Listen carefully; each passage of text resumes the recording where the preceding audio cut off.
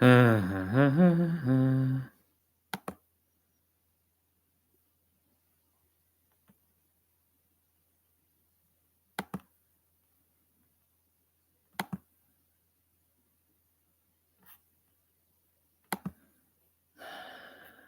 the fucking...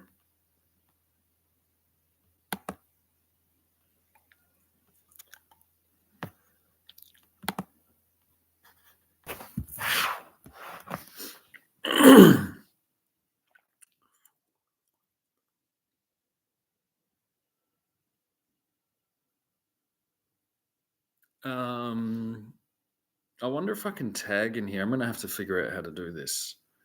Isn't it wonderful that Australia right now can be held between a conversation between two YouTubers? That's pretty impressive shit. Good old chinwag. Thank you, Jordan, for your wonderful explanation of your perspective in great detail. So much to agree on. I think there's a couple of things. First of all, when one is navigating a tumultuous sea that has, to my understanding, got us safely into harbour, it's not usually polite to speak ill of one of our fine captains.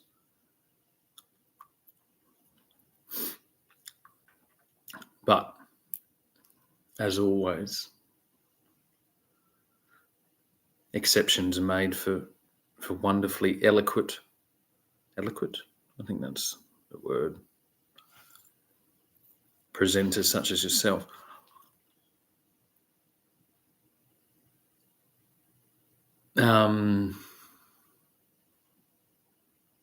I'd say if Australia is maintained as this,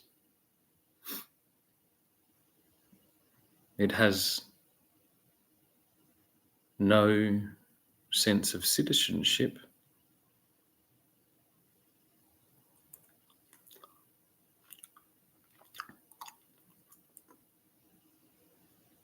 Mainly pertaining to the concept that fucking word has the word ship in it. And I would love to hear any member of the Australian Labor Party describe to me how the last 5 years at least has been for their constitution as we travel across this uncharted, ridiculous ocean. Yes, there was a time when an actor could be the president of the largest, most horrific military occupation the world's ever seen. And those days are well and truly behind us.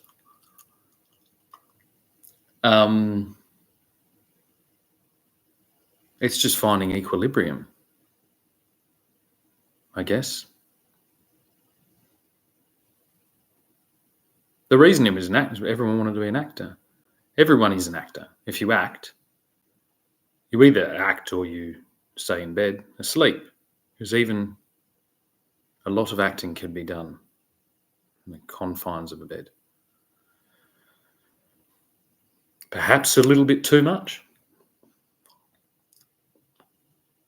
Perhaps that's the reason the last presidential election in the United States was captured so intently by a financial dealing between the most powerful man potentially in the world and what could best be described as a prostitute.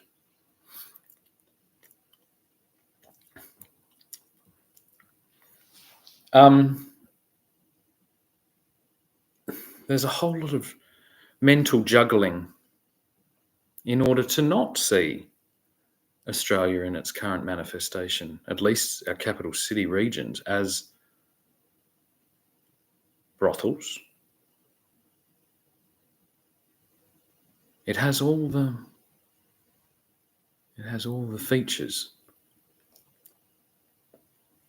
and usually not enough trees. So if your claim is that John Howard turned Australia into a brothel, I would say no. I would say superannuation turned Australia into a brothel.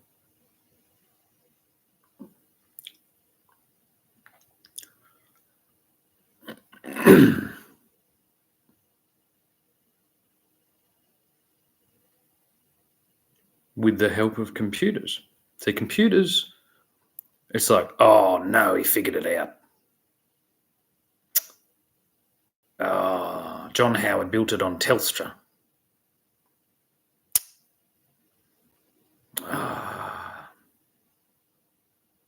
Clever bloke. Probably seen the inside of a few brothels, I reckon. Long-term thinker and all that.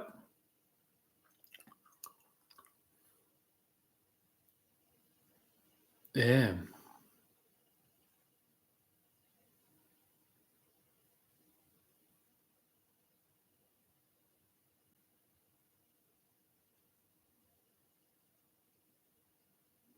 And luckily,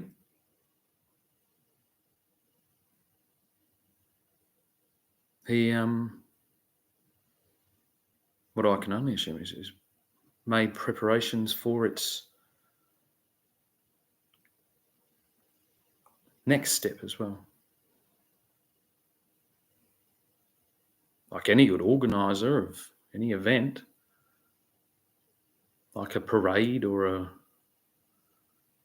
royal show, as I used in an example earlier today, a lot of show bags,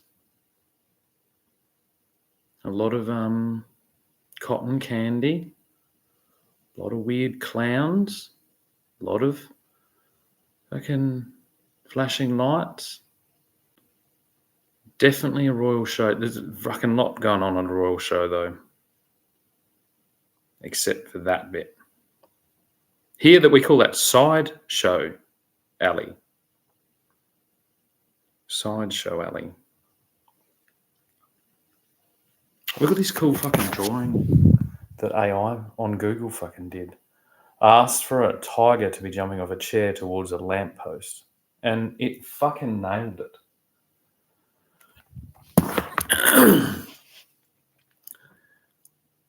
I just want an entire wall that's that. You know, quite simple elements. You get the painter and decorator. You'd be able to pull that together with all this fucking nonsense. A whole lot cheaper upkeep than a fucking real tiger as well. God damn it. That should have been the first red flag with Princess Jasmine, that she had a fucking tiger. A pet tiger. I'd say the men, the sorry men lining up for that job. You know what I mean? I'd say the grass is growing pretty good behind that fucking palace there. For the fucking head tiger wrangler of Princess Jasmine. Whew. Jesus fucking Christ.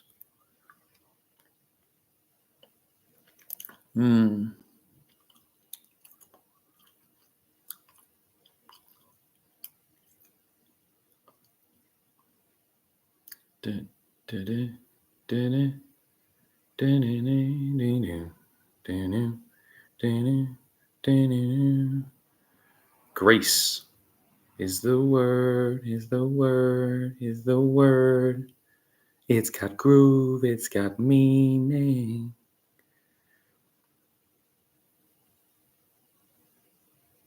Grace is the word.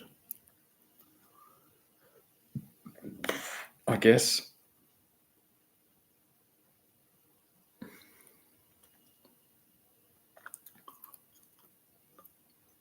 So you got to pinpoint there's Greece is the word. Is the word. Is the word. It's got groove, it's got meaning.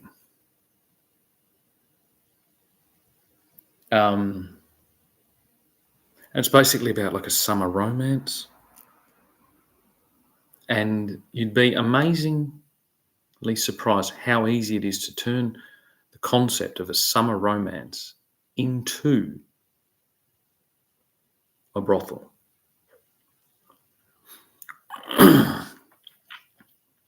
Especially with all those fucking computers or neon lights, flashing lights and sounds coming from Sideshow Alley to lure you in to its devious plot to part you from your coins in your pocket. As I said, a lot of other fucking things at the Royal Show. I was forced here by my father, who was quite a senior individual already, and he was a dog judge, and so we would majoritively be there.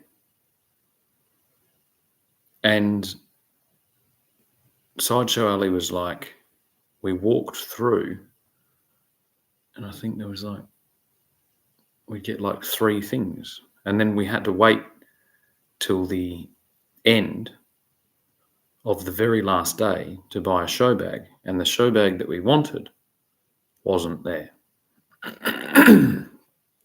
Wonderful lesson in patience,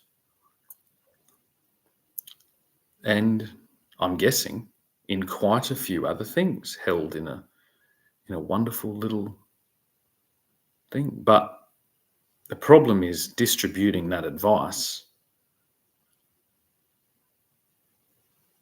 You're forced to use lights of your own, and that whole thing. And the problem is that it's the superannuation that paid for the carnies to come to town. And it's the property holders that had to foot the bill to kick him out.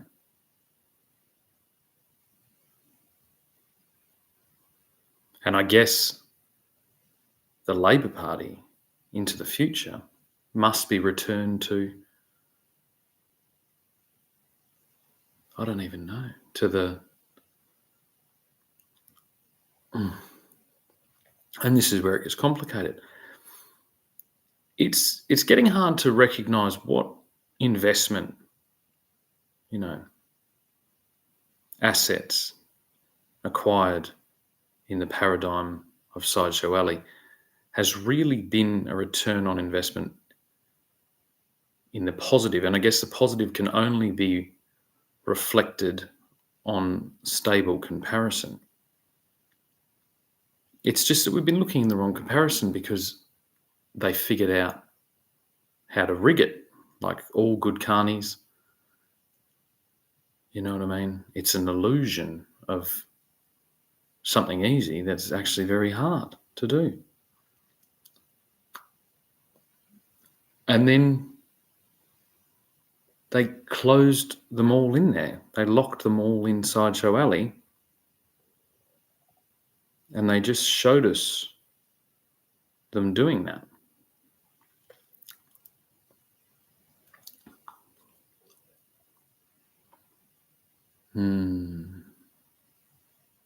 I think it's much more humane to get it all done at one thing, and it's just a robbery, okay? But you won't even notice. Simple things. Digital money, handheld, potential weapon of mass destruction, trigger.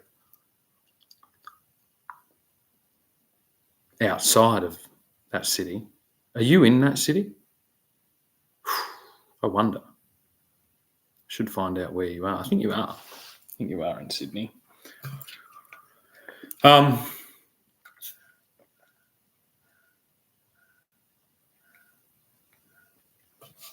And then independent backward,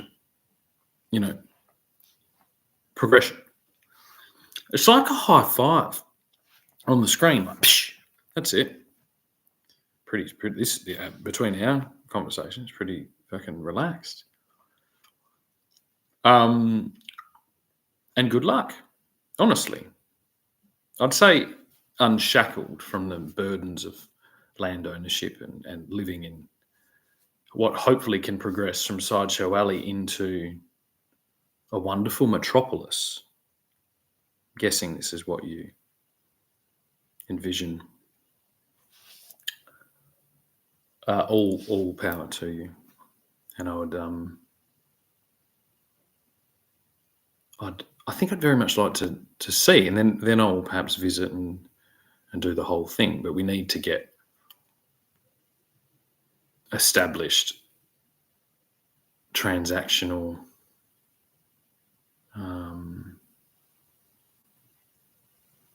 we need to get to a place of transactional agreement as opposed to two submarine fucking captains high-fiving on a fucking YouTube channel.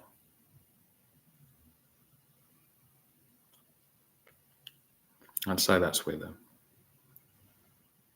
point needs to be.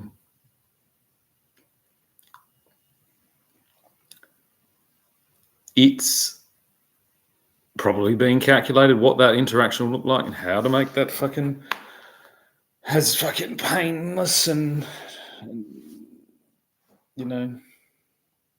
painless and the disruption to everyone, considering that we are carrying the burden of the largest disruption in British Empire history, being held down to the perception of a 38-year-old father of three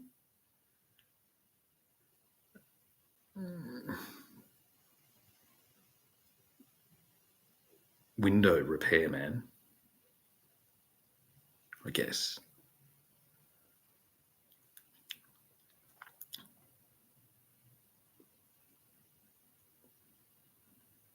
That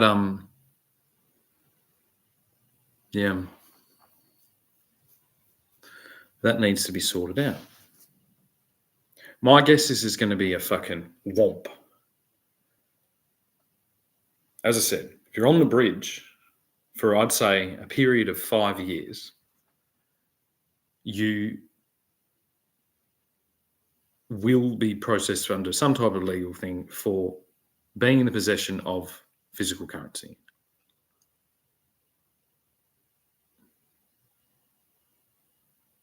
And then that's it. And then, as always, there is an interaction between physical, and this will invigorate both regions in a wonderful way, and it will have a harmonious effect on the whole country, because that's what we are. That's what we are. My homeland, I think publicly, is more important to me. My historic homeland is more important to me than your adopted homeland. And then I make assumptions that, based on that, you have a very different story than I do. Obviously, we're down to some type of situation. And I think you've done extraordinarily well considering that. And I'm so happy that this is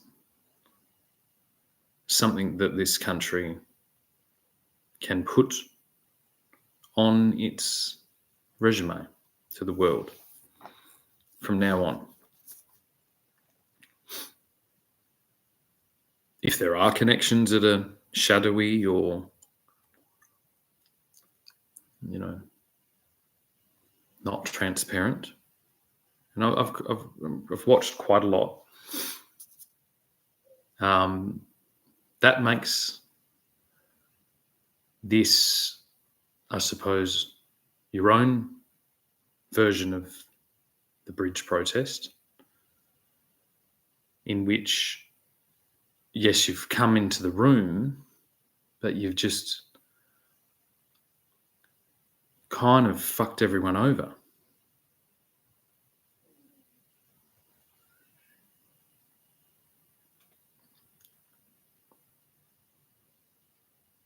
But I assume that you have kind of always already been that. And that's fucking wonderful. And there should be many more like you. And I think with this, and I commend you on staying in for those that you obviously are concerned about, that are lost in that nonsense. I think overall, and whatever that particular vision is that you have,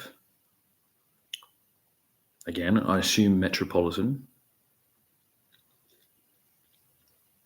I wish you all the best with it.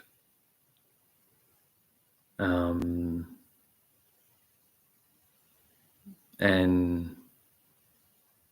I look forward to one day in the future perhaps getting a time zone card and maybe playing a game where, I don't know, I sit on a motorbike. I used to like those ones quite a bit. That'd be cool.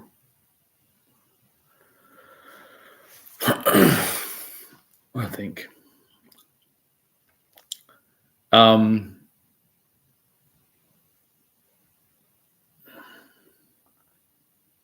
And also, I look forward to exchanging physical legal tender for a wonderful performance of theatre or music or comedy or political,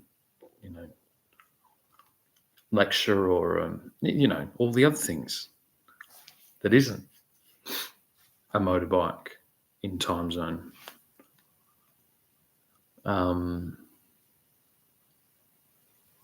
Yeah. Pretty good day, I think. When the tall poppy situation of our working class mentality in this country restricts the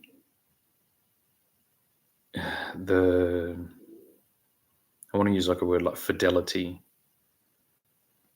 the tuners, the support crew, the people that focus the cameras, the people that polish the mirrors, the people that elevate the overall experience.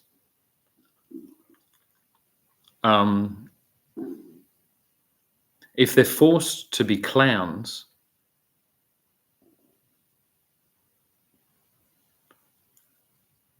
before they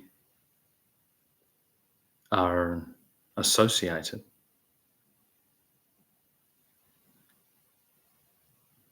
then I'd say we have a pretty tired old bunch of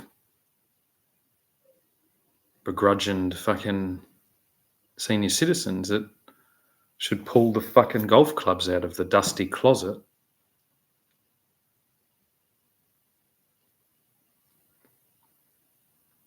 and perhaps look for their the place where they're going to retire. And then with this example, show how wonderful your supportive role can be.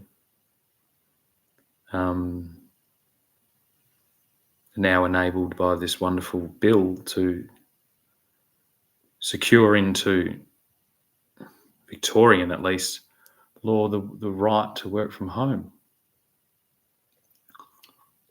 even for senior citizens.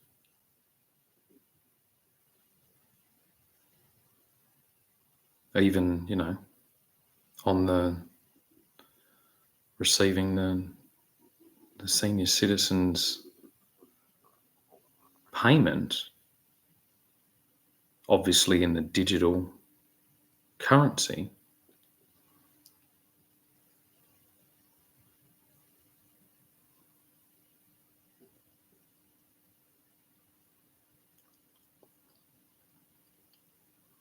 And this is the main thing. So because that currency is shared, as you'll see by my example I just mentioned, between senior citizens' needs, wants, desires, of affordability projections, and kids at time zone,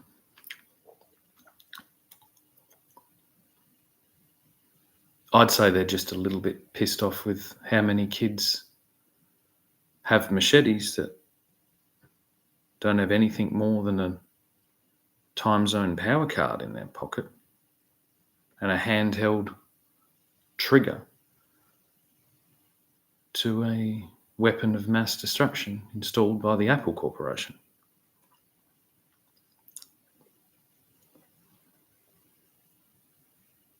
And that's where all that Apple, Steve Jobs brand equity to the cool boomers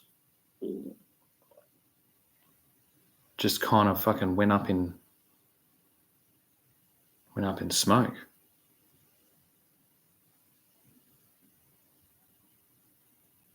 Yeah.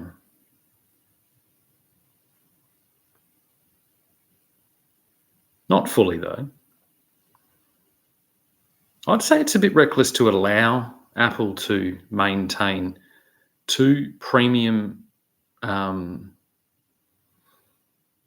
holdings. I think of the creative musical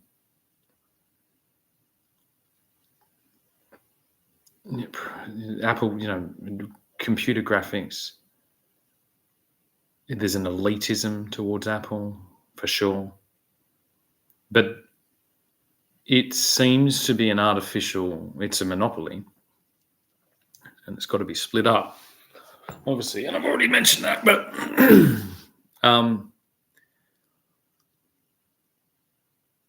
it seemed to try and grab the whole thing. It wanted to hold the elite computing model and the gold-plated phone model, I'd say, because the phone you get it? Mass distribution on the phones, premium distribution on the computers.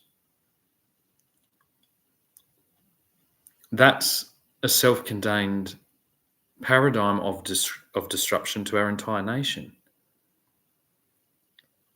backed on hijacked traditions and customs shared by people, the nations, tribes, everything existing far beyond the conceptions of a corporation.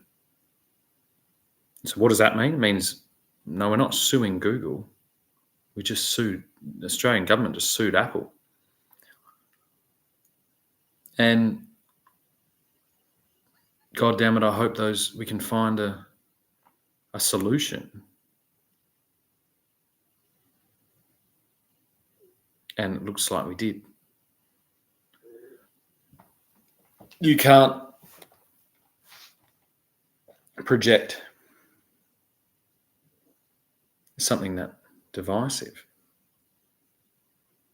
In other words, basically, if I was an amateur musician, poet, whatever, writer, wishing to enact change with my gentle persuasion of my writing or my performance, I would be forced to confront a behemoth alien invader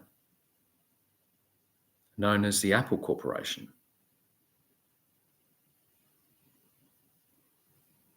And I'd guess that based on the Beatles' early interactions with Apple, that this is a reaction to the Soviet Union and China's communism coming from our very own British Empire.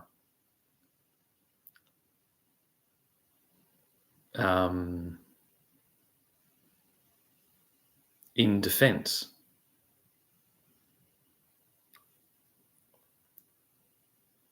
And then reutilization. So that seems to be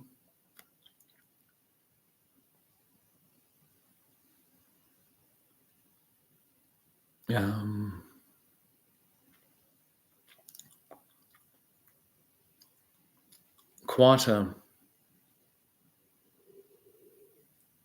encroachment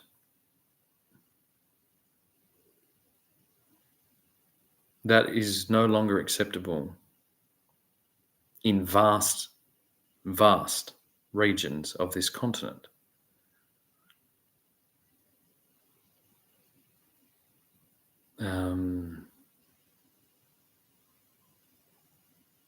And so a very different negotiation is taking place, one that I think very few people will actually be able to hold. And so my job every day, well, my job for the rest of the afternoon is to kind of come up with how I sell that. And yes, I'm selling it. I'm selling it just like all the amateur fucking pirates, cowboys, con men, fucking vacuum cleaner salesmen, swimming pool salesmen, self-help salesmen.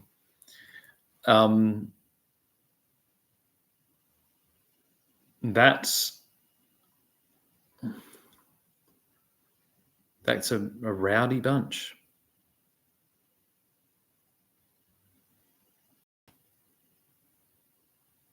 Rowdy bunch there.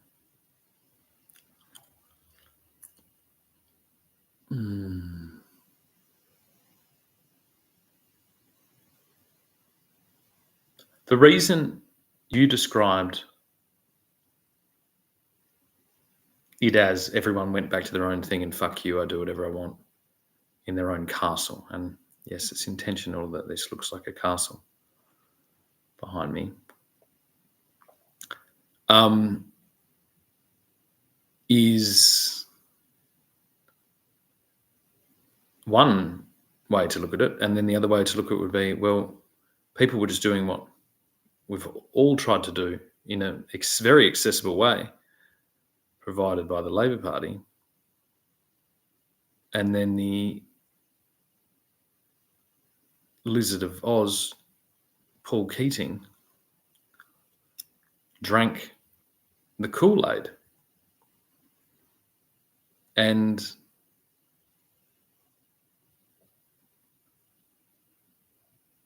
signed the declaration of fucking hell on earth. The declaration of the Boring Company, but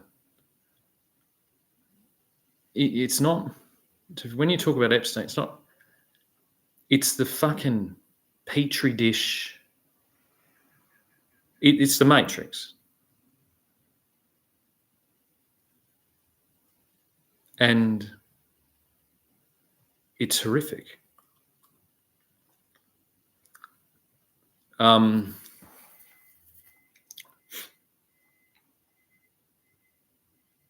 Unless we learn to use it.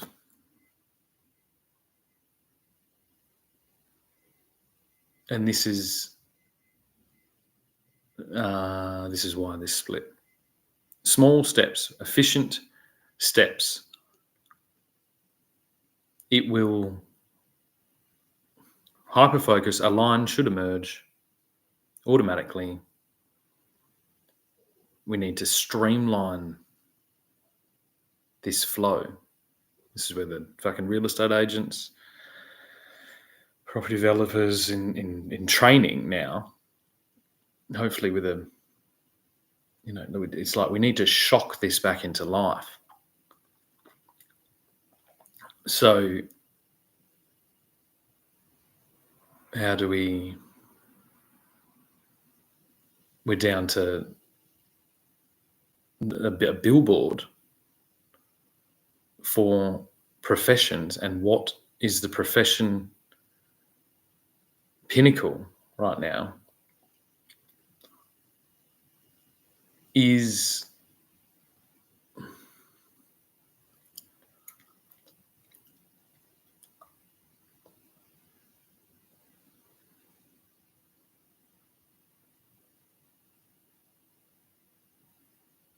we need entertainment.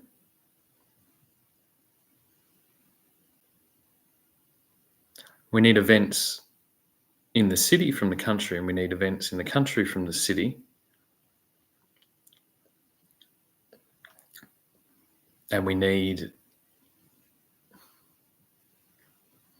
basically the over here we have these things called B&S balls.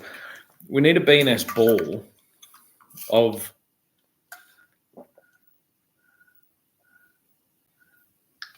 the city. I'd love to see Jordan Shanks go to a B&S ball.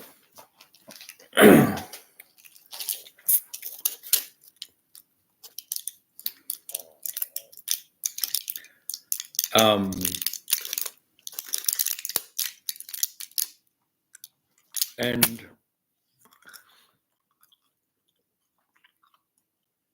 we need to build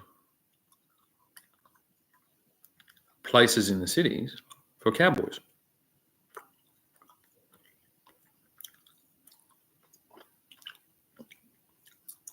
I think. But let's change. It's not cowboys for. Oh, you know what I mean. One of these places.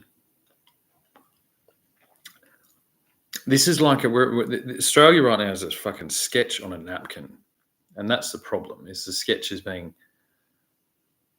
having its drinks put on by a bunch of rowdy fucking yuppie knobheads that aren't welcome in the fucking club.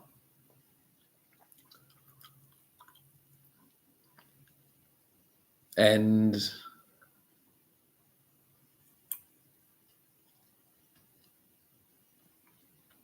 yeah, it's not yet quantified what the fuck Australia is. And my position just really isn't fucking welcome here in everything I see and everything I read.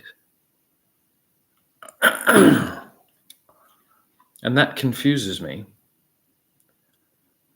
because without that position, none of it would fucking exist.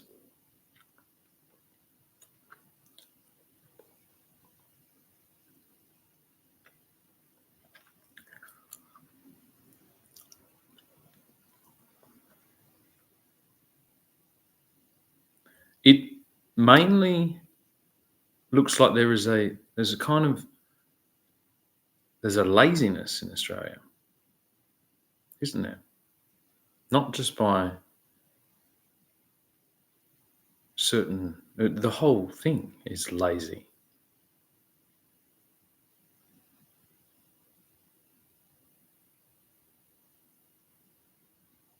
And why is it lazy? Because if anyone puts up an example of something that isn't lazy, they become the target. So why would anyone do that? That's communism. But Jordan Shanks doesn't appear lazy to me.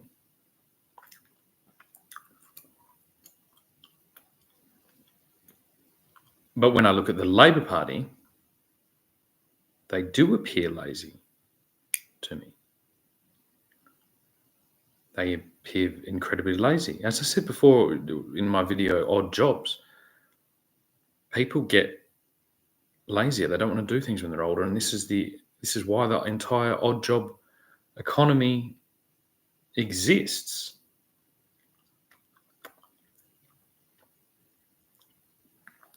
But to what vision?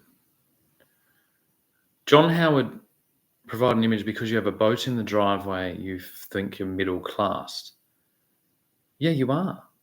You're more than middle class. You've got a fucking castle, a fucking navy. You've got NASA's supercomputer in your pocket filled with fucking child pornography, unfortunately, because Paul Keating stole all your money and gave it to Pornhub. And to pay for your Pornhub debt, you sold your daughter into fucking slavery. And without someone like me, I just can't see how the fuck you would ever YouTube video your way out of that fucking situation.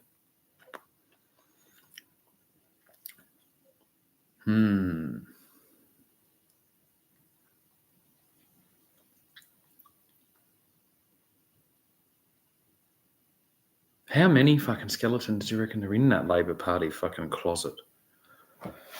Holy moly. Holy moly. Now, the problem is that Albo, Anthony Albanese, the Prime Minister, the head of the Australian Labor Party, has precisely the worst possible image to weather this storm ever. And considering, obviously, at the stage where we have Pirates of Penzance on the Harbour Bridge,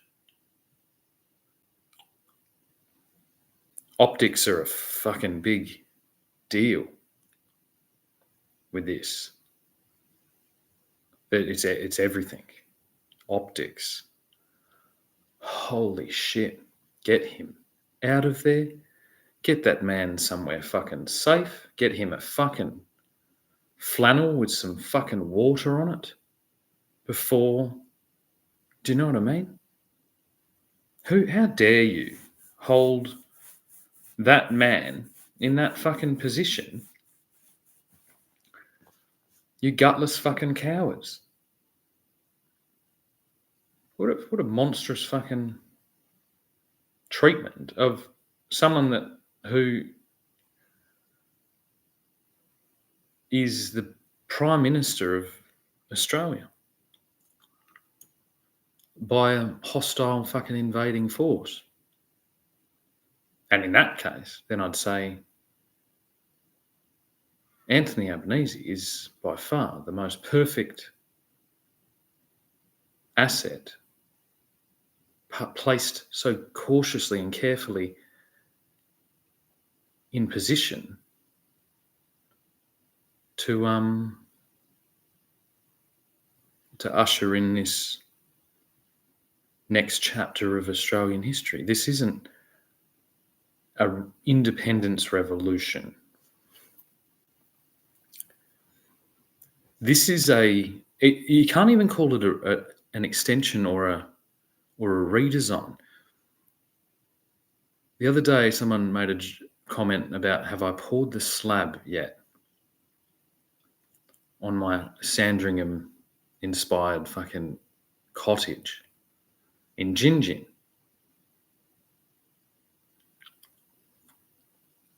So I've already kind of shown at what level this nonsense is disrupting the country, echoing back, a bit like you all bounced off the bridge and like a fucking pinball machine, you're bouncing around in the fucking city there.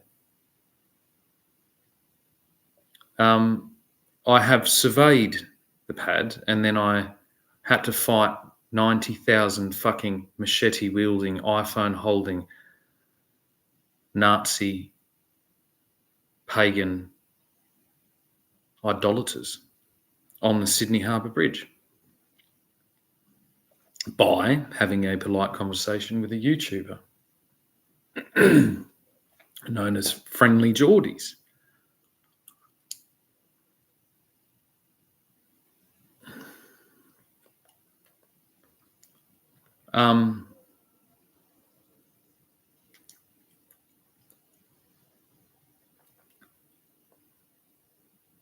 And Australia's way bigger than this little half an acre slice of heaven in Gingin. And so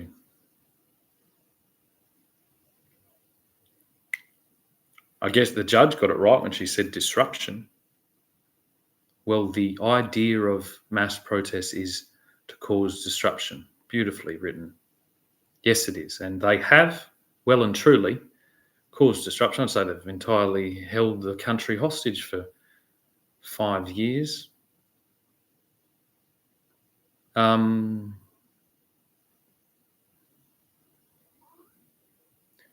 Better fucking trap them all in time zone, just to be sure.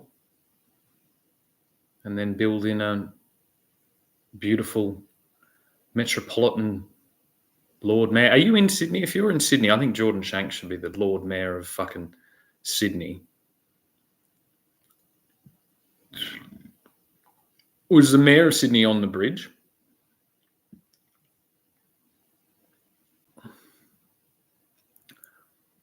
Was the Lord Mayor of Sydney on the bridge with Julian Assange?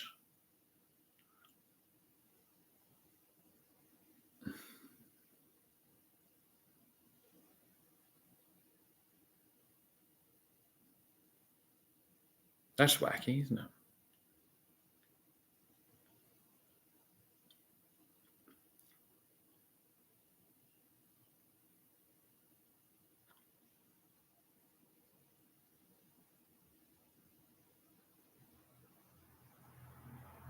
I wonder, so it's Julian's play. Well, you're a right to keep him in that fucking prison. If that's Julian's play, unless I'm missing something. He did hold my modicum, I believe. YS and E.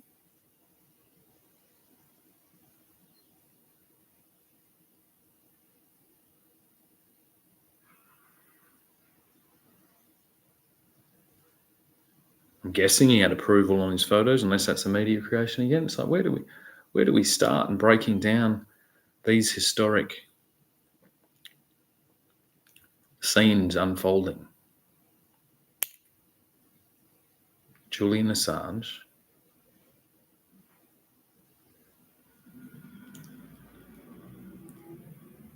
has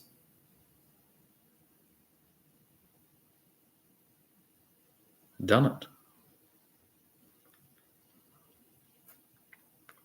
He's peacefully neutralised an invasory force.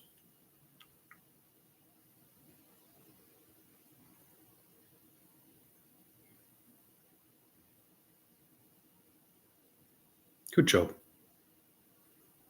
Good job, Julian. Julie Anne Assange. Interesting.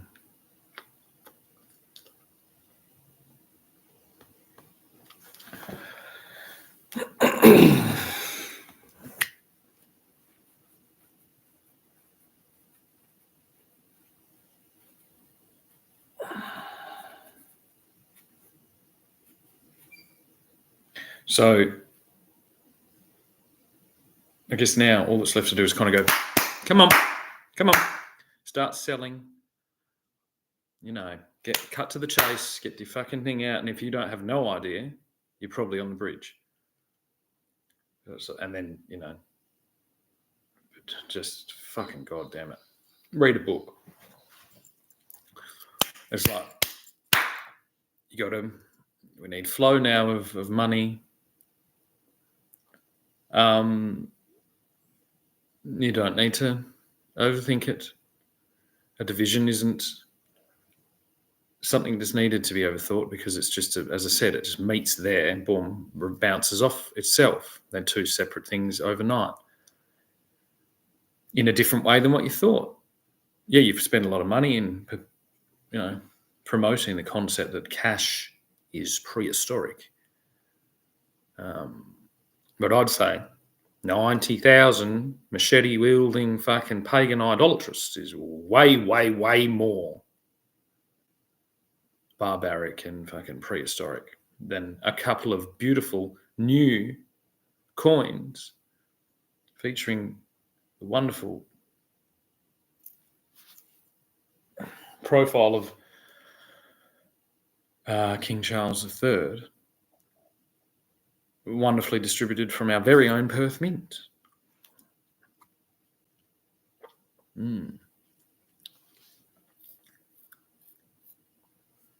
And I have this is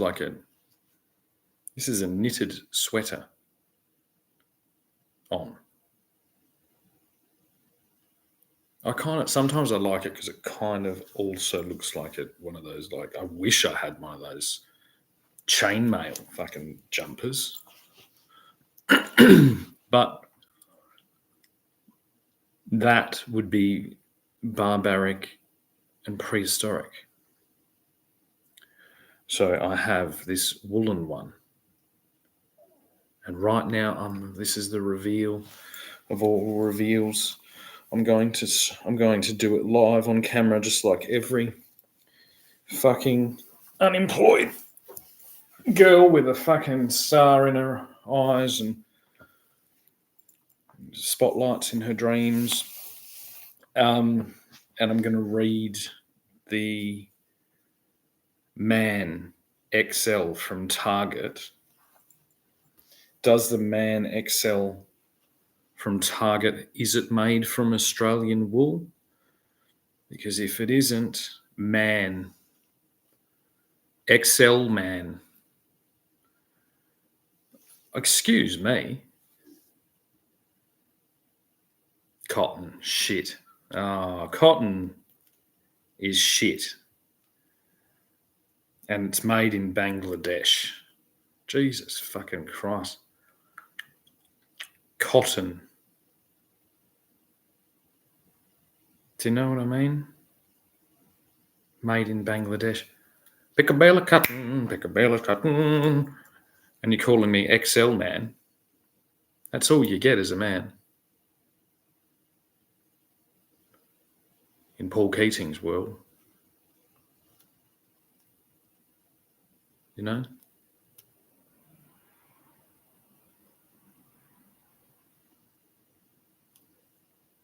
Looks a little bit too much like Squid Game. And not enough like Downton Abbey to really be enough for Australians.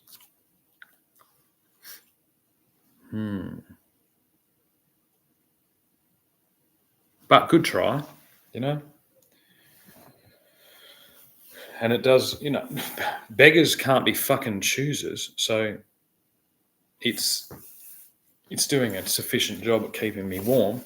I like the green as well because it reminds me of when I was illegally put in fucking Hakea prison and I did all that fucking expose of that hellish fucking back alley fucking skull caving monstrous entity.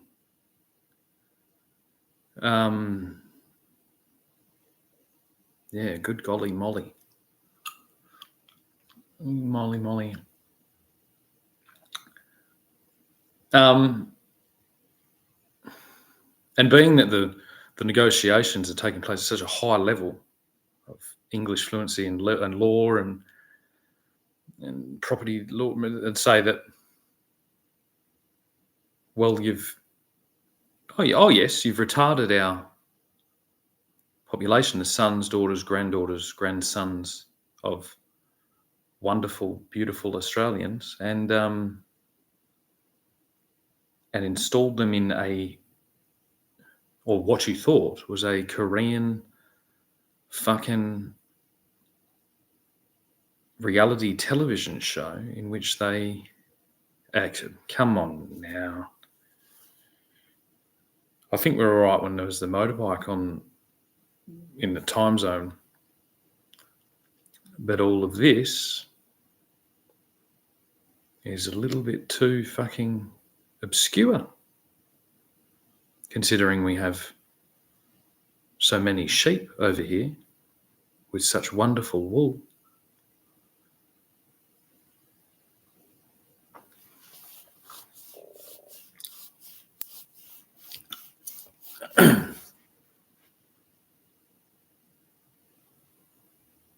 Everybody had a go, didn't they? Jesus Christ. We've got America, we've got China, we've got Russia had a fucking slice. We've got the fucking UK fucking snobby fucking socialist wankers tried to fucking have a bite.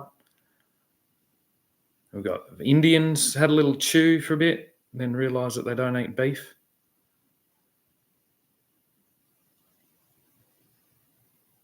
The Irish was fucking locked in their little castle, watching the fucking fire and throwing their fucking grandchildren in it to keep warm.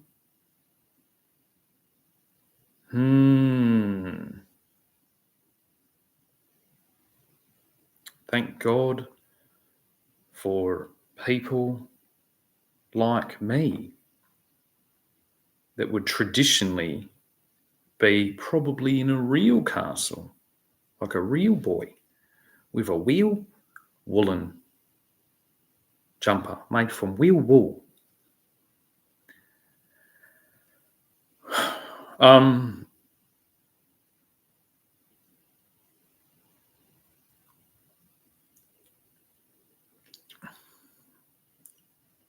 Better checks and balances so that the division between a bipartisan political system doesn't end up with a tug of war on a fucking Telstra fucking fibre optic cable.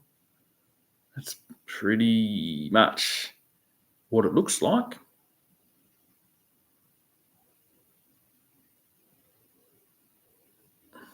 But at least we fucking have it.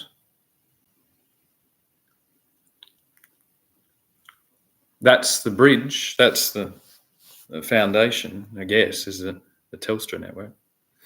Without that, we'd be fucked. And that probably applies everywhere. I think as a backup, the electrical grid, I think, is a backup. Anyway, let's not get into that. Fucking, we've got pigeons and fucking, rock carvings and homing pigeons. No, I already said that. Charcoal artists. Fair few things up our sleeve to fucking push back at now that we've broken the 8th wall on the bridge.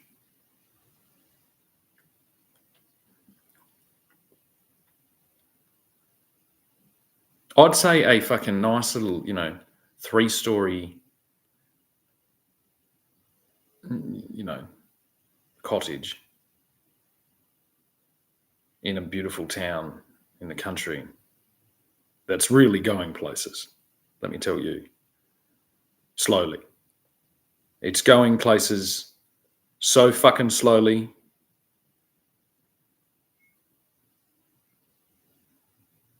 Is not a very big chew on this bone.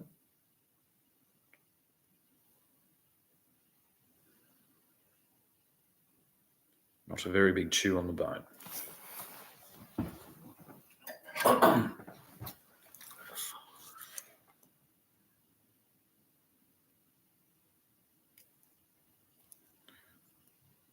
I never understood why because my dad was kind of he wasn't, he was a masculine man, but then he'd do things like clean your nails, and I'd be like, this is such a weird, like, what is this? I'm so conflicted on what this is. How can you? It's like you're a man, you're my dad. So then you're ironing your fucking shirts to go and work at that place, and you're so fucking pedantic about keeping your fingernails clean.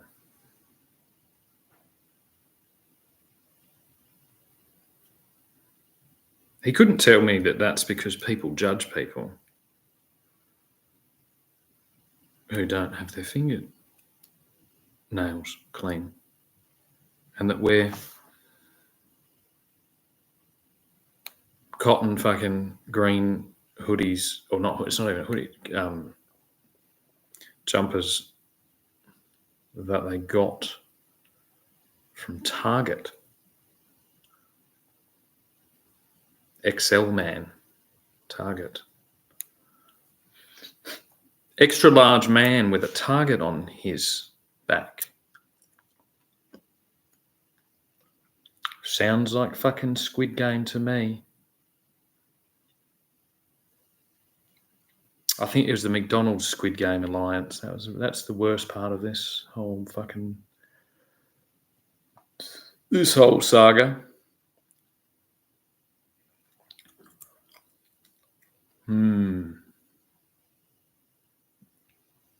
It's all to do with climate, appearance, feathers, and such.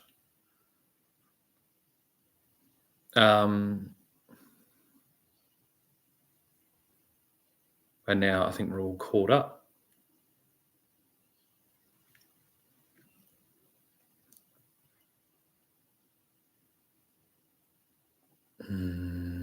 So what do? I guess I make art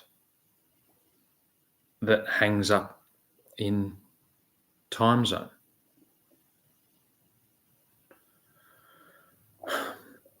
Under threat of imprisonment.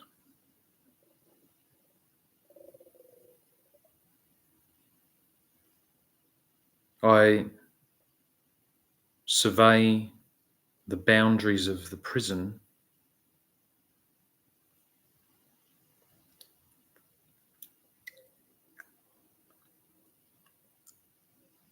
and put paintings on the wall of time zone.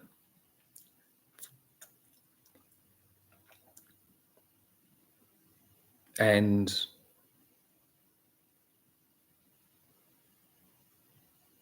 I've just gotten way better at it. It was really stressful thing to do. Like any job. And to kind of recover from that odd job, which is that was a very odd job. I've projected something that I think it's actually accessible to everyone who isn't doing that job. I think there's a clear plan for anyone to do that who's in time zone. Hence the reason I'm making this painting that sits in fucking time zone, to inspire, much like I mentioned inspire them out of that video game arcade with lots of, potential predators in those environments to a point where they too can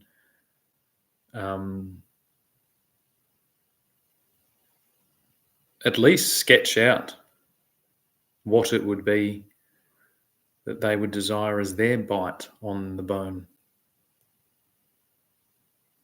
I think. And hopefully the commitment I've made, and at this stage, the bite that I'm taking, it's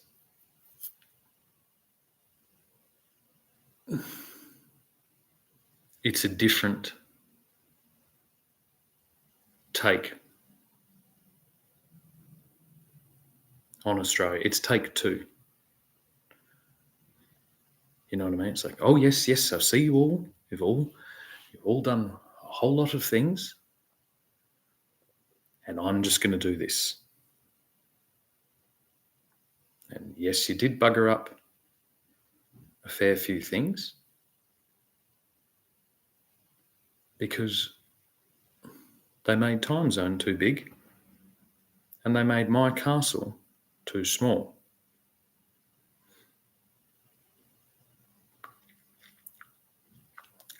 You see, really, someone doing this job that I'm doing, this is where you've got to start asking yourself, how big would you want my castle to be, considering the importance of the job that I'm doing? Because there's a lot of discussion with everyone about the way that individuals live. And so I thought I'd do the work first and then ask everyone how they would like someone who's done that job to live to make them feel better. Honestly, from the Australian perspective. And then first we need to kind of really suss out what that is. And I think everyone's doing a great job. And more than likely what will happen is that I've been quite humble with my projections. Amazingly humble. And is that the message that we want to send? I've defended it fiercely. I've defended my explanation on this land.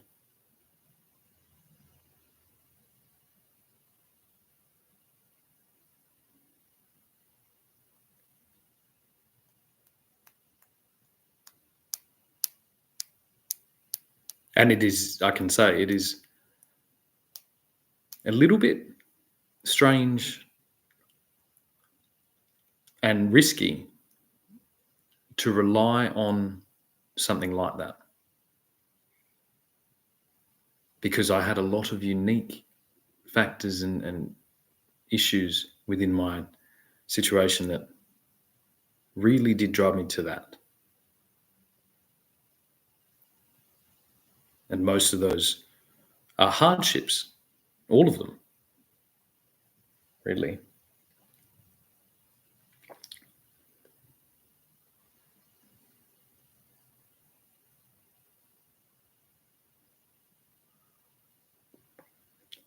And I guess the comparison between what I feel I'm doing and what the projected bite is from my counterparts in the business, finance, legal, political,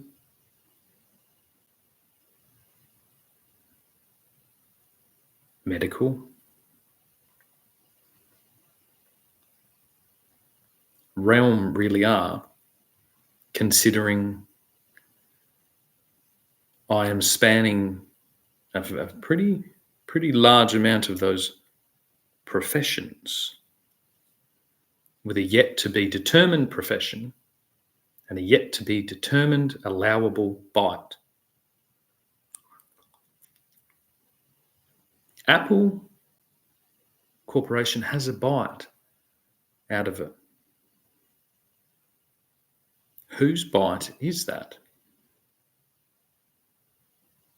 I wonder. And I wonder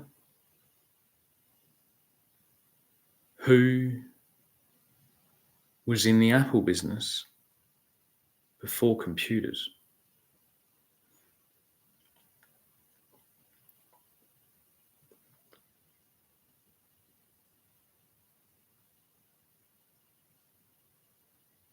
And you know what they say about apples? An apple a day